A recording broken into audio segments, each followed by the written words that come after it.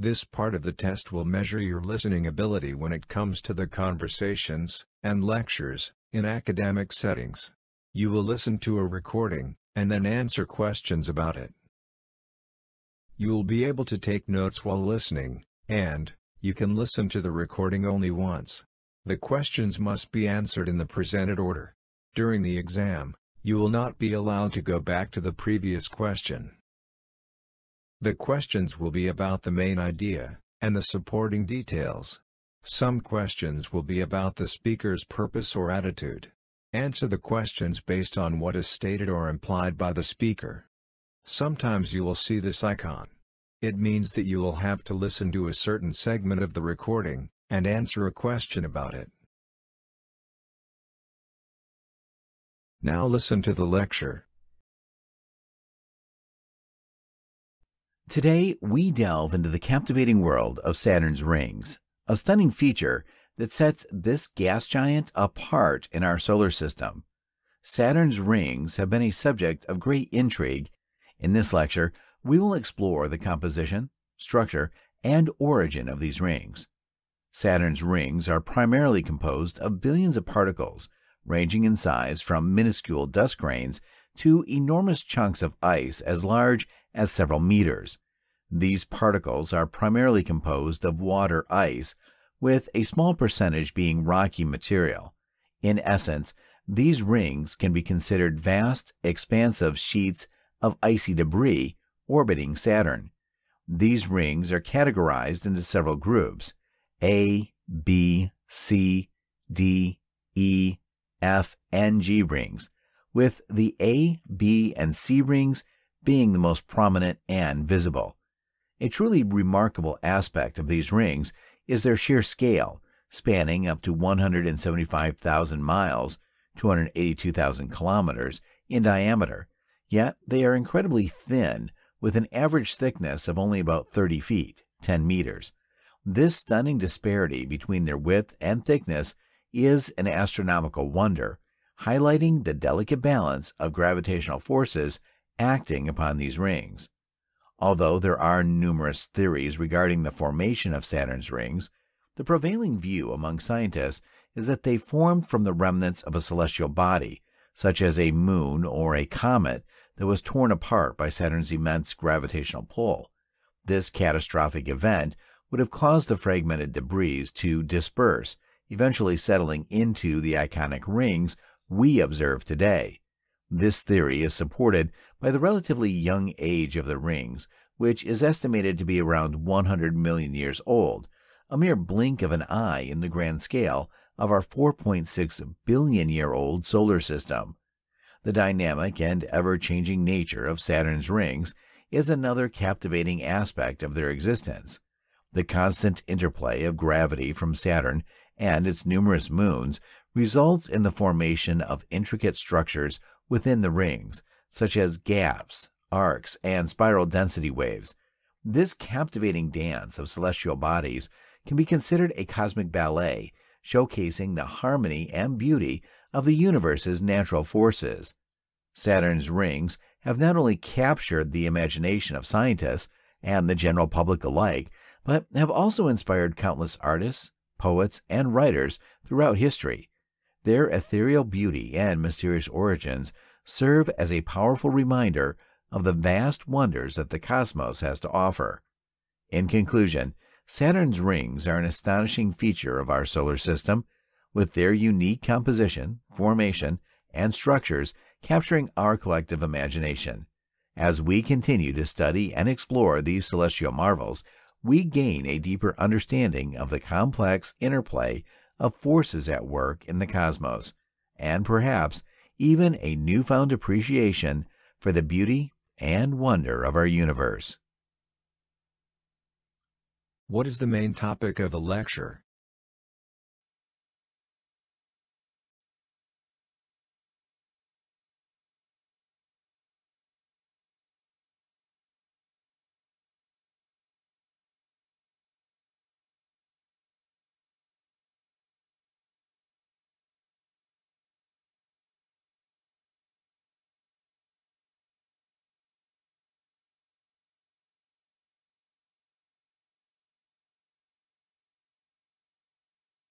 According to the professor, what are Saturn's rings primarily composed of?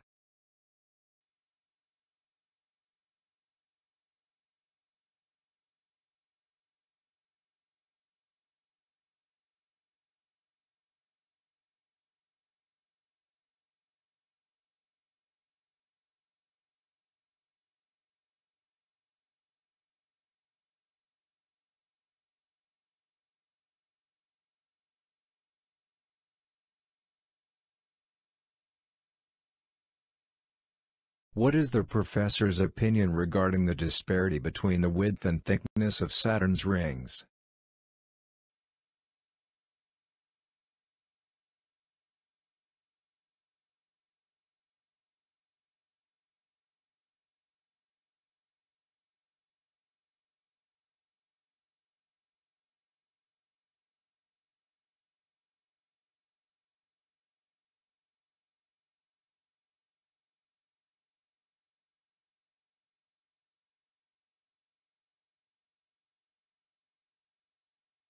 Which theory regarding the formation of Saturn's rings does the professor mention as the prevailing view among scientists?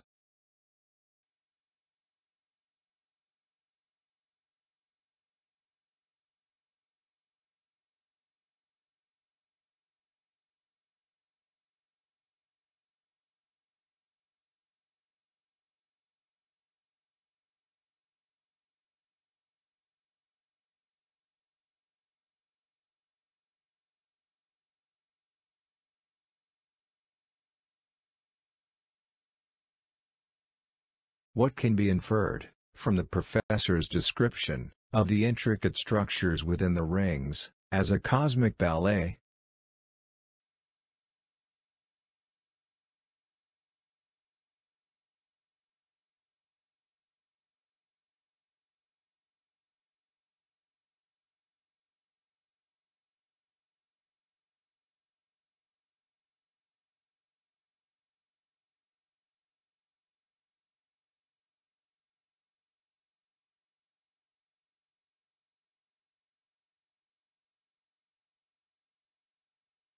Based on the lecture, how have Saturn's rings influenced various forms of art and human culture throughout history?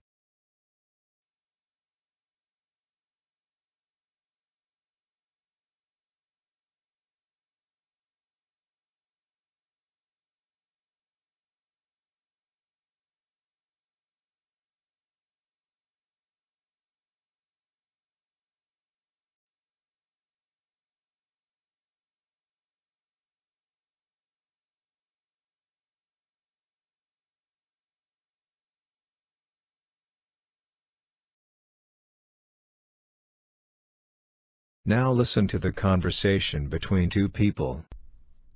Hi, I came to inquire about my transcript. I was supposed to receive it by now, but it hasn't arrived yet. I need it for an important job application, and the deadline is fast approaching. Let me check our records. Ah, I see the issue. It seems your transcript request was not processed because you still have an outstanding balance on your account. You'll need to pay the unpaid library fine and some outstanding lab fees from last semester. That's strange. I don't remember receiving any emails about these additional charges. Can you provide more information about them, like when they were incurred? Certainly. The library fine is related to an overdue book, which was due back in October. The lab fees were for the use of materials and equipment in your chemistry class, and they were charged in December. Both charges were emailed to you at those respective times. It's essential to be diligent when it comes to tracking these types of notices. I see. I must have missed those emails. Is it possible that they ended up in my spam folder?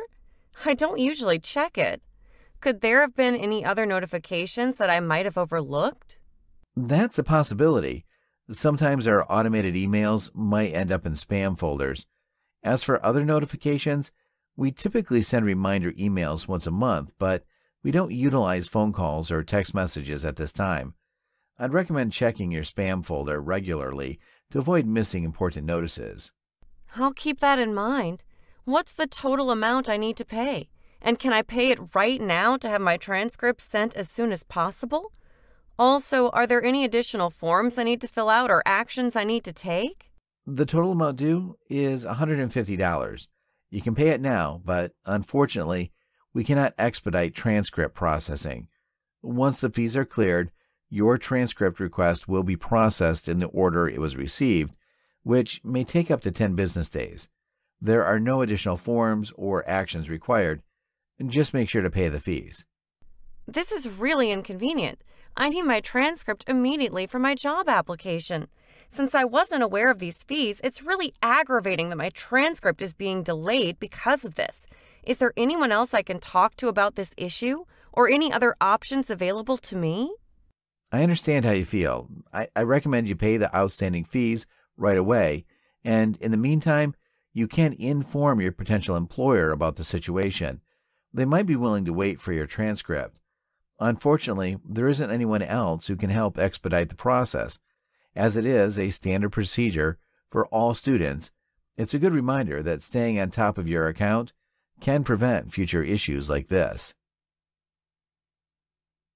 What was the general topic of the dialogue between the student and the administrator?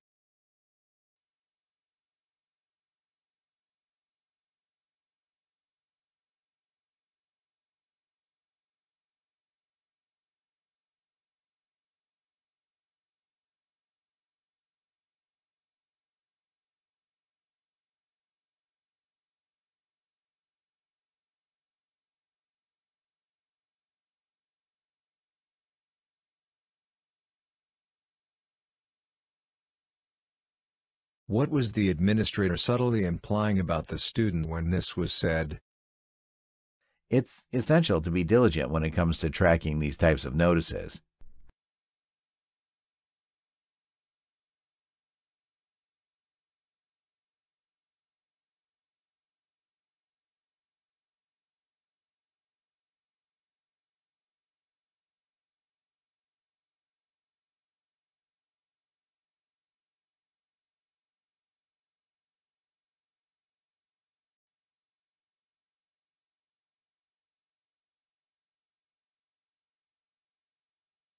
What were the reasons given by the administrator for the student not receiving their transcript?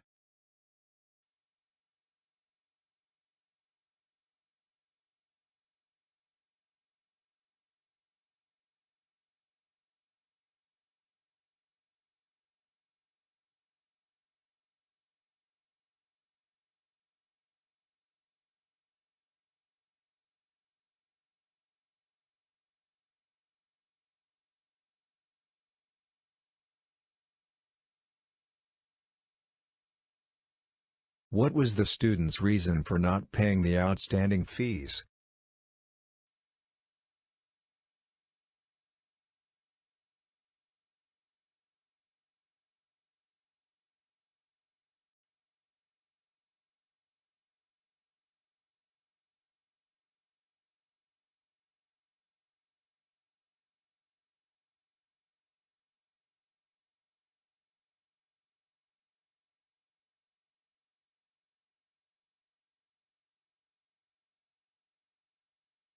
What did the administrator suggest the student do after paying the outstanding fees?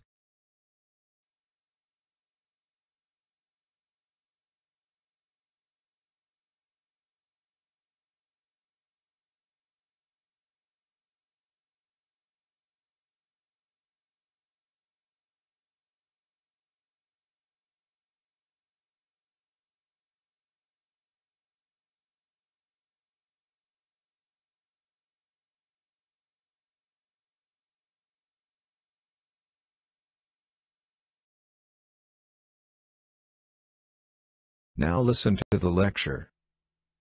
Welcome to today's street art lecture, where we'll mostly be talking about graffiti and how it's influenced modern culture. Graffiti, which has roots in ancient cultures, has developed over time and now contributes significantly to urban environments. Graffiti artists frequently employ this kind of artistic expression to convey social, political, or personal concerns while also enhancing the aesthetic appeal of public areas. Graffiti frequently has a bad reputation because of its links to vandalism, Yet it has also been crucial in overthrowing oppressive systems and igniting social change. For instance, thanks to the graffiti and street art that have been painted on it, the Berlin Wall has come to represent freedom and resistance. Murals, stencil art, and 3D works are further types of street art that also express strong messages and alter the urban environment. We will examine the many graffiti methods, including tagging, wild style, and throw-ups, as well as the tools utilized by artists like spray paint, markers, and stickers. It's important to keep in mind that the wall is more than a canvas, it's a battleground. While we discuss the technical aspects of graffiti, this assertion serves as a reminder that graffiti, like any kind of art, is about more than just aesthetics. It's also about the expression of one's values and the quest for acceptance. As we go deeper into the world of graffiti, we'll also talk about how street art has advanced into the category of fine art, thanks to artists like Banksy and Jean-Michel Basquiat. With the helps of their creations, the world can be illuminated by art that emerges from the shadows. What is the main idea of the lecture?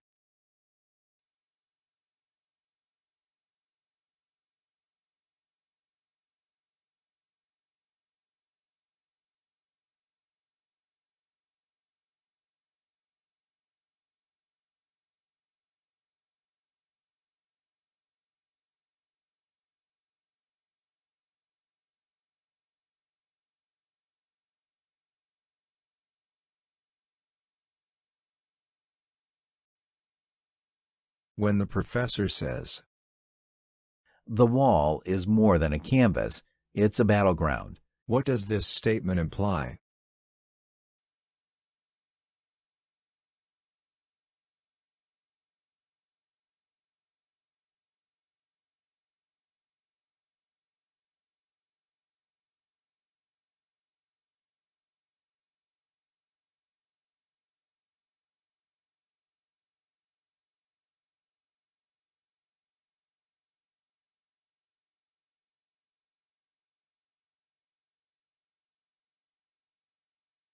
What did the professor mean when they said, The world can be illuminated by art that emerges from the shadows?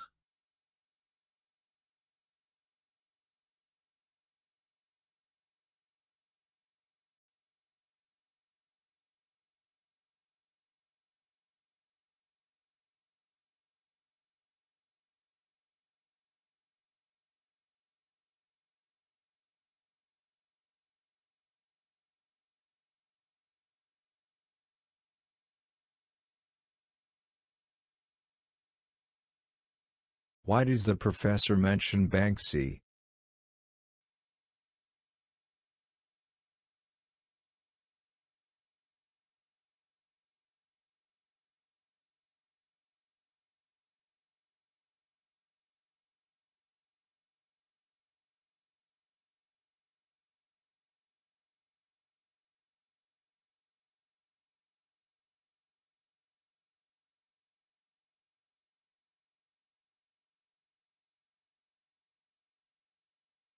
Sort the following list into elements that are part of graffiti art, and those that are not.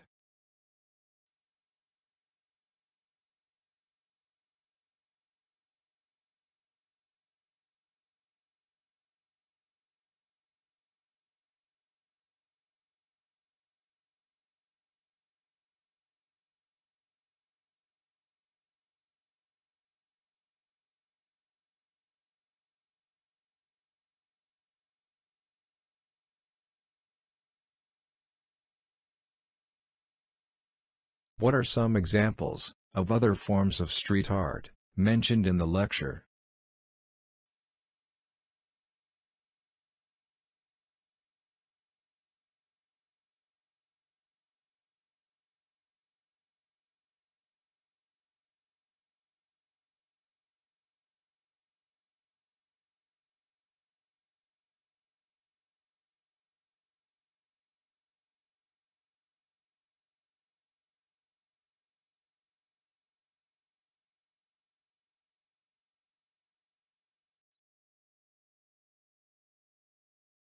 Now listen to the conversation between two people.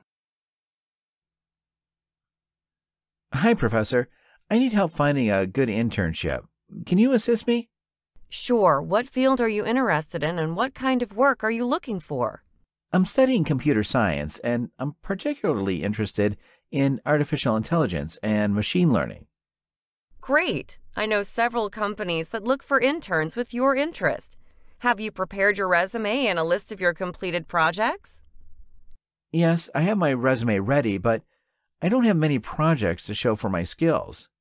Well, I'd suggest you work on a few projects to showcase your abilities. It will improve your chances of getting a good internship. That's a good idea. Do you have any suggestions for projects I could work on? You could explore creating a chatbot or maybe working on an image recognition project. There are many open source projects you can contribute to as well. Thanks for the suggestions, Professor. Do you have any contacts or resources that could help me in finding an internship? I have a few connections in the industry, and I'd be happy to put you in touch. However, keep in mind that you'll need to be proactive in reaching out and networking. Do you think it's better to focus on smaller companies or larger ones for internships?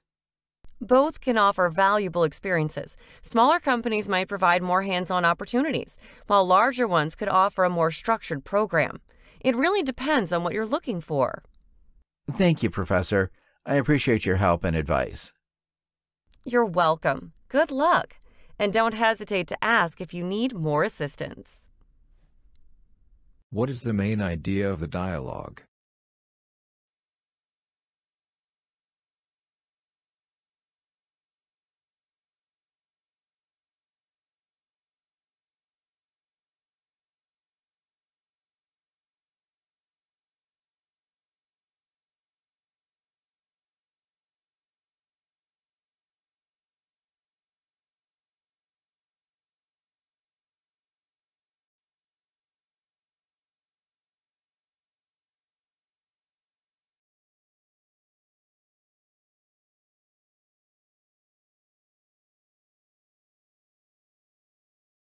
What is the professor implying when she suggests the student work on a few projects?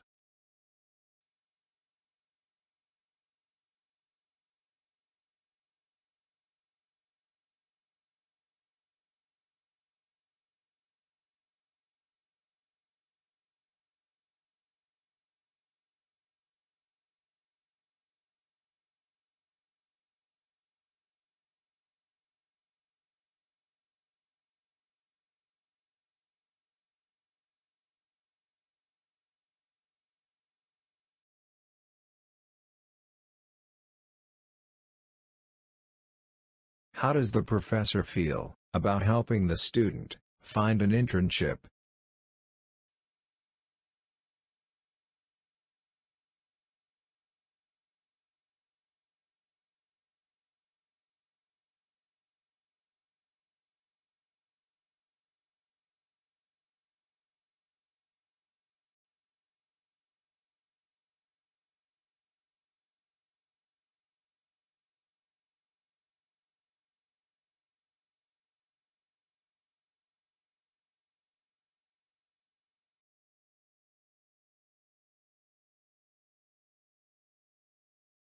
What does the professor recommend the student do to improve the chances of getting a good internship?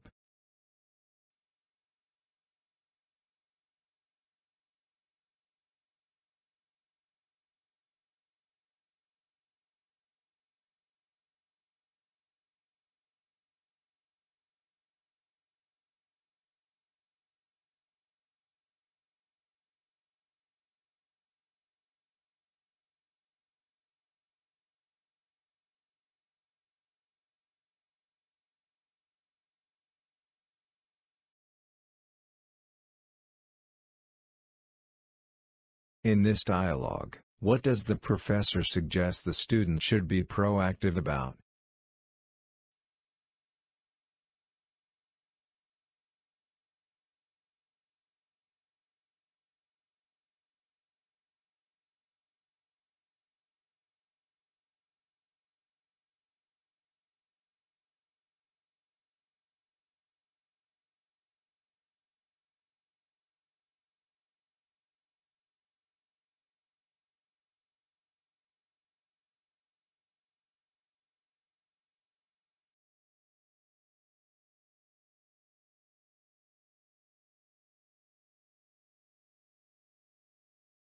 Now listen to the lecture.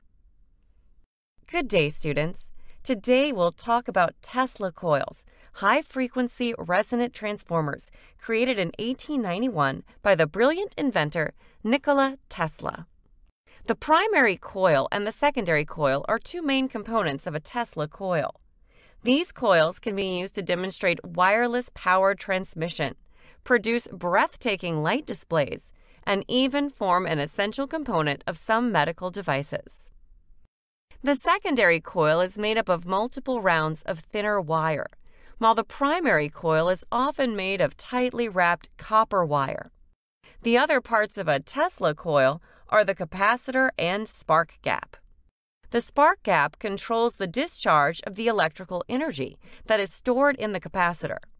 It's interesting to note that Tesla coils have this special capacity to change alternating current, AC, from low frequency to high frequency, enabling wireless transmission of electrical energy.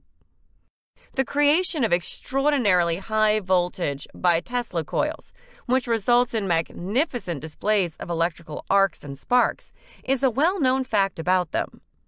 Tesla originally intended to use these coils for the wireless transfer of energy, and these phenomena are visually appealing.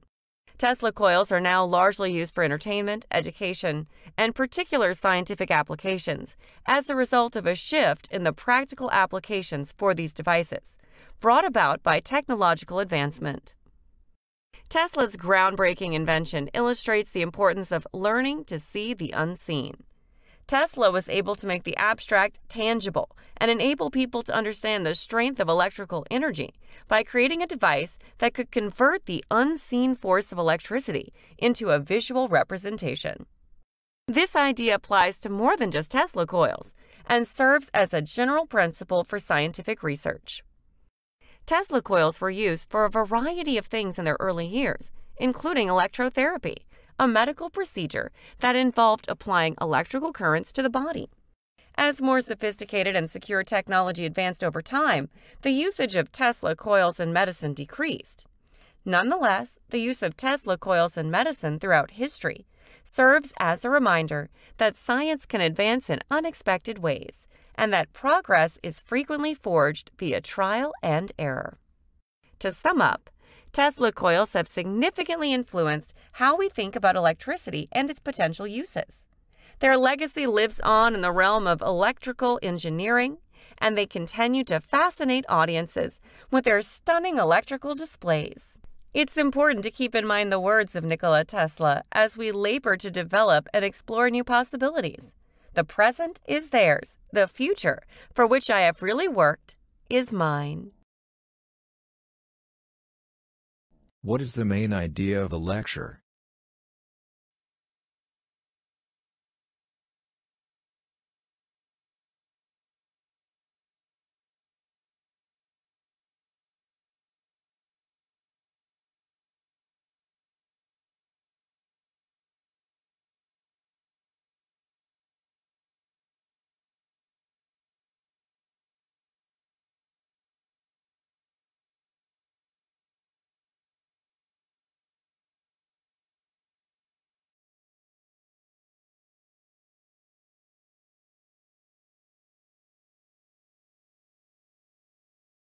Which components of a Tesla coil are responsible for storing electrical energy and regulating its discharge?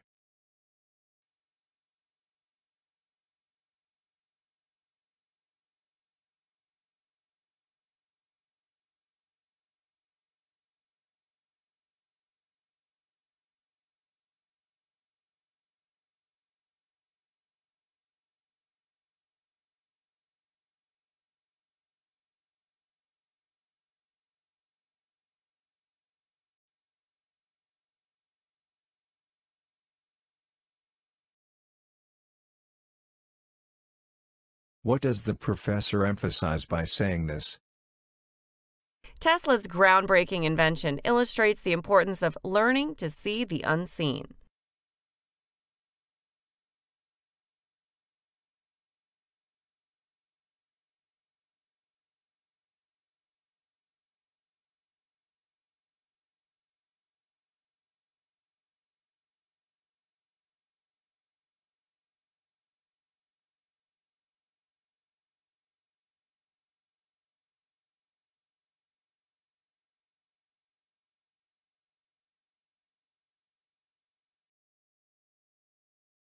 Which of the following is not true about the current applications of Tesla coils, according to the lecture?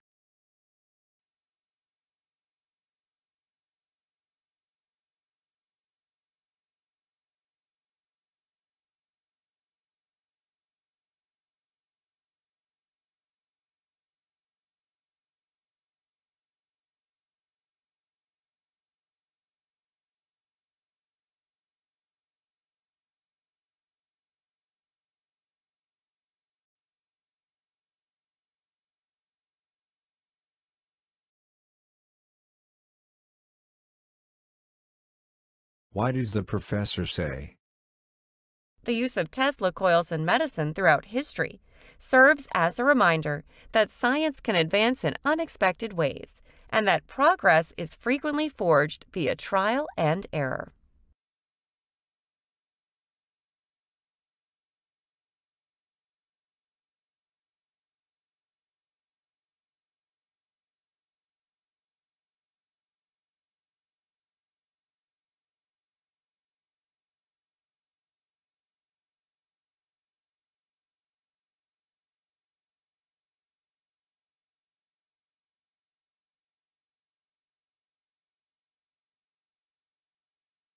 Based on the lecture, sort the following components, as part of the Tesla coil, or not part of the Tesla coil,